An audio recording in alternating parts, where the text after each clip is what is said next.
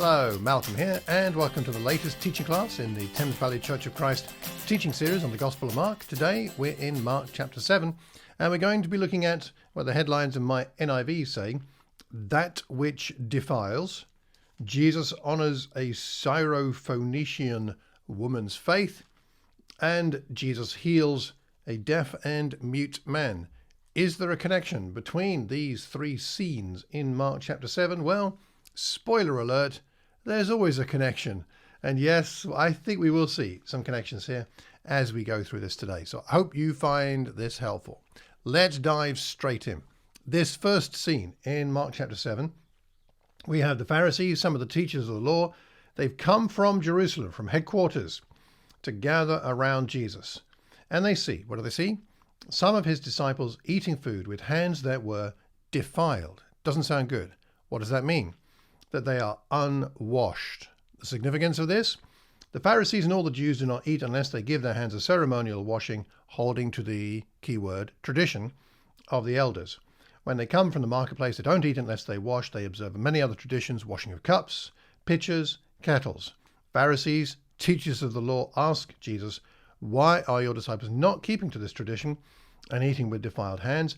And Jesus accuses them of hypocrisy, quoting Isaiah. He was right when he prophesied about you.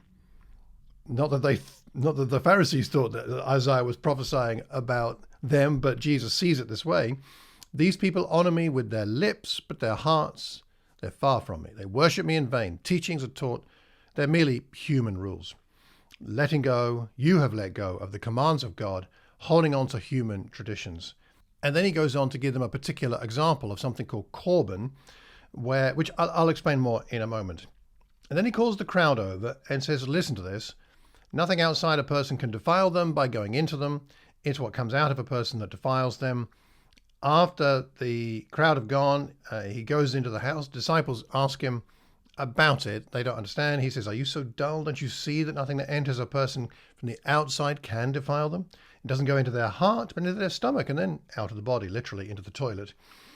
And in saying this, Jesus declared all foods clean. He went on, what comes out of a person is what defiles them, for from within, out of a person's heart, that's where evil thoughts come from. Sexual immorality, theft, murder, adultery, greed, malice, deceit, lewdness, envy, slander, arrogance, and folly. All these evils come from inside and defile a person. He's not saying that's the only things, but he's giving a representative list of the sorts of things that defile somebody. So what's going on here? Well, Jesus has created enough of a stir in the provinces for the bigwigs in Jerusalem to be concerned and send a delegation to see what on earth is going on. And what is this big deal about washing of hands? See, only priests in this culture, this time, were required to wash their hands. The Pharisees, as usual, were taking matters to an extent that was never demanded by God. The question really here is not one of faith, but of tradition.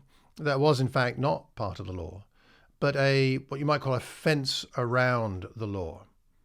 It may have been implemented for good purposes, but it's ended up becoming something more significant than the law itself. And we, as followers of Jesus, often find ourselves questioned about the way things are done rather than about the faith that prompts those actions. If it happened to the first disciples, it will happen to us too. Jesus doesn't feel bound to answer that question immediately. He does later in the chapter, but he goes for the deeper issue. Jesus and his disciples are urgently and zealously telling the masses about the kingdom of heaven, the imminent arrival of the kingdom of heaven. And in so doing, they are constantly in touch with unclean people who are making them ritually impure, as well as eating all kinds of food without asking questions or being bothered about the ritual aspect of such things. And the Pharisees here, they're completely missing the point. The implication is that the Pharisees are more concerned with the outward appearance than the heart. I think we see that quite clearly in what Jesus is saying here. So Jesus does tell them that they are the hypocrites that Isaiah was talking about in his prophecy. So Jesus here interprets the Old Testament to apply to this modern setting, modern for them, of how the Old Testament has been interpreted and thus proving the Pharisees wrong.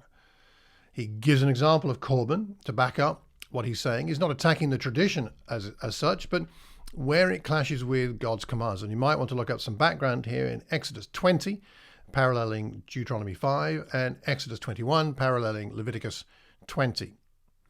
Larry Hurtado, in his commentary, says this: if a son made a dedicatory vow, ancient scribal law of the Jews stated that the vow could not be cancelled, even to support one's parents with one's possessions. Korban here is a Hebrew word used to describe people or objects exclusively dedicated to God. So Jesus is referring to a tradition that says that if someone dedicates his possessions to God, then that places a ban on their use by others. If that leads to not being able to support one's parents, then, well, people might say, oh, too bad, I've dedicated it to God. But that then breaks an Old Testament command to look after your parents. But the Pharisees, it appears in this context, would not then break the tradition for the sake of the command. They'd say, well, you promised it to God, but yet the Old Testament command is, who cares about that if you're breaking the command to look after your parents? So all of this, then he goes back to talk about how really it's from within. That's where sin comes from. That's what defiles us.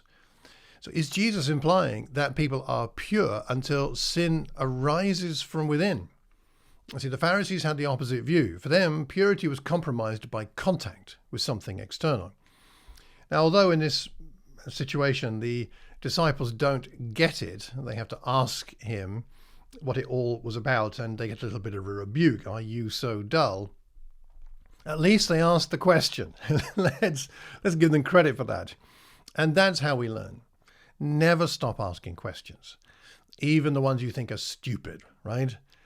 It's vital to the Christian life that we keep asking questions until we properly understand.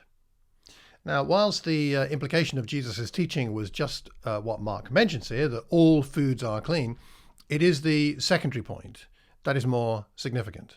The Pharisees had a system that fundamentally would not deal with the problem of sin. Knowing sin's location is primary to dealing with it. The problem is not external, but internal. And that's something which many religions, including some parts of Christendom historically, have failed to understand. Some Old Testament prophets mention the same things. If you want to look that up, it's Amos 5 and Isaiah chapter 1 as an example. And even other rabbinical teaching of the day made the same points. Jesus is not unique in his attitude to ritual observance, but his teaching was intended to help his critics understand the significance of the deeper theme of the priority of proclamation of the kingdom. That trumps all these other traditions. The heart is what matters. Not saying that equates to emotions or sincerity. Greek and Roman thought of the day was that the heart was the seat of the spiritual and intellectual processes, including the will. So he's talking about that deeper part of us. Ultimately, the inner person is more important than the outer person. So this body of teaching prepares us for the next incident, the honoring of a Syrophoenician woman's faith. Let's go on to look at that next. So Jesus moves on and he goes to Tyre, a Gentile area, where he is looking for some peace and quiet, I think. Perhaps he needs some special devotional time with God. Perhaps he's going to be doing some special teaching with his disciples, though they're not mentioned. It's assumed they're with him, but perhaps they weren't. But we think they were. What's going on? He cannot get this peace and quiet. He is confronted by this woman who begs for her daughter's well-being. And of course, that reminds us of Jairus not so long ago. And she is, well, she's got the problem in that she is unclean, right? That's connecting us with the earlier part of Mark chapter 7. Firstly, she's a woman, and rabbis, particularly men in general, but rabbis in particular, didn't talk to women. Secondly, she's a Gentile in this area, and Jews don't talk to Gentiles. And thirdly, she has a demon-possessed daughter. And that's, again, something you want to stay well clear of that kind of person if you want to stay pure and clean in the eyes of God. So the traditions would say. But here is Jesus with an unclean person in an unclean place of an unclean cultural origins, with an unclean daughter in the background of the story here.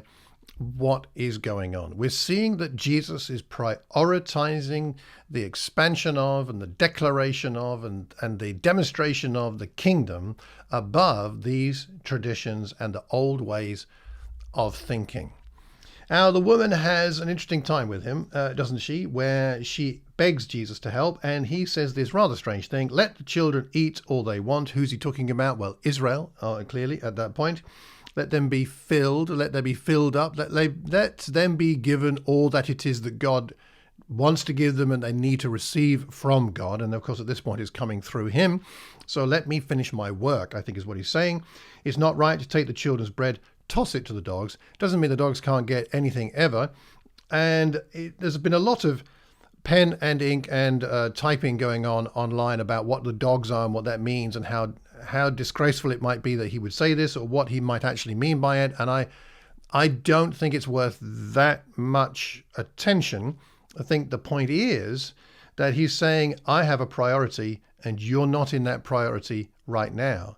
And then the woman is given her opportunity. And there is some speculation that this is, I think N.T. Wright called this banter, that Jesus is bantering with her in a way that expecting a response, hoping for some kind of response. And she gives him an interesting response because she says, even the dogs under the table eat the children's crumbs. In other words, I think what she's saying is, you don't have to mess around with your mission to Israel from God. I don't have to get in the way of that. I'm not going to interrupt you with that. I just need a crumb. That's all I need. I don't need you to feed me a banquet, 3-course meal. And I don't want to distract you from what God has called you to do. That's okay. And we see a tremendously humble faith in her here. I just need a crumb. I'll be satisfied with a crumb. A crumb from you is going to be enough to heal my daughter. That's faith, isn't it? It reminds us of the mustard seed. All you need is the mustard seed faith. Just a crumb is enough. Sometimes we think we need enormous faith for something. And too often we have this idea that we need some kind of astonishingly huge faith when all we need is the mustard seed, or perhaps even just the crumb of faith. You think you have crumbling faith or crummy faith? No, you just need a crumb of faith. And you can imagine if the disciples were in the background here, they'd be nodding. They'd be nodding to what Jesus said. Yeah, don't give her anything. And then she says this, and Jesus says, for such a reply you may go. The demon has left your daughter. Beautiful, wonderful. She calls him Lord. It's more than just sir. She just wants a crumb. Want humility, want faith. She's happy to be under the table. Just before we leave this story, I'd like to take us over to Acts chapter 21. We find there that Paul is on one of his journeys, and it says that after sighting Cyprus and passing to the south of it, we sailed on to Syria, and we landed where? In Tyre, where the ship unloaded its cargo. And what did he do in Tyre? All these many years later, we sought out the disciples there. There was a church in Tyre now, and they stayed with them for 7 days. And as they left, it says that they all went with them as they left, the wives, children, all the disciples accompanying them out of the city. And on the beach, they knelt to pray. And after saying goodbye to each other, we went on board the ship. They returned home. Where? To Tyre. Now, we don't know whether this woman in Mark 7 was part of that church, whether she perhaps even founded the church or told so many people about Jesus that when the people who knew of the resurrection appeared in Tyre, that, they put 2 and 2 together, and perhaps she sowed the seeds. We don't know for sure. It'd be one of those things we'd like to ask God, and we'll all find out in the next life. But I do wonder whether something happened there that prepared the ground for the gospel. And who knows how strange encounters with Jesus prepare the way for us. You and I have stories of that, don't we? In the way that God prepared us to be in the right place spiritually at the right time to become Christians. So carry on sowing those seeds, even in the strange areas where there is no church right now. When you travel on holiday, when you go shopping somewhere different, who knows how your conduct around somebody there might prepare the ground for not only their salvation, but maybe the salvation of many others. Finally, let's go on to our last story back in chapter 7, the healing of the deaf and mute man. So he leaves Tyre and goes through Sidon, Sea of Galilee, into the region of the Decapolis. We've been here before. And some people bring him a man who was deaf, could hardly talk. They begged Jesus to place his hand on them. We have this recurring theme of friends bringing people to Jesus. He takes him aside, away from the crowd. We see that more than once in this gospel. He puts his fingers into the man's ears. He spat, which is a bit strange to our understanding, and touched the man's tongue. He looked up to heaven, and with a deep sigh. This is a really, one of those sighs that come from deep inside. It's one of those heavy sighs. He looks up to heaven and says, "Epaphatha," meaning be opened. The man's ears are opened, his tongue is loosed, he began to speak plainly. Jesus commanded them not to tell anybody, but the more he did so, the more they kept talking about it. People were overwhelmed with amazement. "He has done everything well," they said. "He even makes the deaf hear and the mute speak." Another wonderful story of the power and compassion of Jesus. Now, this healing, interestingly, is only mentioned in the Gospel of Luke for some reason. And the Greek expression translated, "he could hardly talk," is itself a Greek a translation of the Old Testament passage in Isaiah 35, verse 5 and 6. And you might like to, for a personal Bible study, go to Isaiah 35 and see how many parallels and what insight that passage can shed on not just this incident, but Mark chapter 7 in general. So have a look at that for your own personal Bible study. The man needed healing, but his friends were the ones who brought him. And let's face it, we all need friends at times, don't we? And we've all benefited from friends who brought us to Christ and have helped us to stay with Christ. So let's make sure we're praying and remembering to be grateful to God for our friends. He spits and touches the man's tongue, and in that context there was a thought at the time that perhaps holy men, the spit of holy men had healing properties. So perhaps Jesus does this not because the spit is necessary. I mean, he could heal with a touch, or he could heal even in absentia, couldn't he, just by saying the words? We've seen that earlier in Mark chapter 7.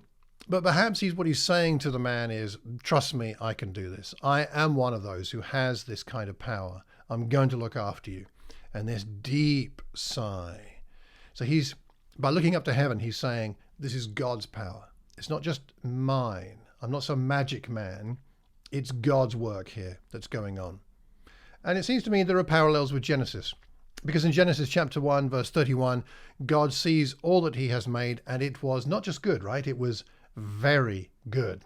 And this is what they seem to be seeing in Jesus. He's done everything well. Everything he does is good. Everything he touches turns to gold. And I believe Mark is showing us some kind of parallel here with the goodness of God shown us through Jesus in recreating the world in the way that God had always intended it to be. Its goodness is being brought to fulfillment or being repaired and refreshed and made new. And this is what's happened to you and me, at least in part now. And through us, this is what happens in the world. As marriages are healed, as families are healed, as people are healed in some way or other by the power of the Spirit in them, as we help them with that, then we show the world what God always intended the world to be like. And then we attract people to this outpost of the kingdom right now. That's part of what we're doing here. So to wrap up with this chapter, a few thoughts for us, and whatever you want to discuss in your groups is fine. But here are some ideas you might want to think about. Firstly, a healthy Christian life requires us to be careful in separating the explicit commands from God from the personal application of those commands. When you and I apply the Bible, we need to, and make it specific and personal. But we need to be careful that the way that we apply it doesn't become the way everybody else must apply it, and that we don't allow those personal applications to become traditions that cannot then be broken for the benefit of actually obeying a command of God. Tradition in itself is not bad, but when it contradicts God's teachings, the tradition must be rejected, whether that's on a personal level or a corporate level for a small group or a location or a church. You and I are clean in the eyes of God because we've had a transformational encounter with Jesus Christ, which has led us to gladly and willingly obey him, to surrender, to walk as a disciple. It is not healthy for a disciple to sense that it is a good thing to walk around with guilt. Yes, I'm no good. Yes, I'm a worm. Yes, I'm unworthy. It's not a helpful way to think generally most of the time. When we know we are in some significant sin, then we need to bear that burden enough to bring us back to repentance. But a Christian is meant to be somebody filled with the joy of the Spirit. And you and I have work to do to develop the maturity of understanding and relationship with God, which will help us to live in a state of joy most of the time. And finally, we see here the function of these friends of the man who got his healing. It is a privilege and a joy to lead people to a transformational encounter with Jesus. Let's never forget that, and let's never stop reaching out to our friends, doing our best to persuade them to come and meet our amazing Jesus. Well, I hope you found something useful from this chapter, and I hope you find some value in it in discussing it in your groups. If you have any questions, do drop me a line, malcolm@malcolmcox.org. This coming Sunday, after this class, it will be the next chapter, chapter 8, which will be the Sunday sermons, and then chapter 9 will be the subject of next week's teaching class. So until the next time, I leave you with this thought. Let's reflect and be grateful that Jesus has done everything well. Take care, and God bless.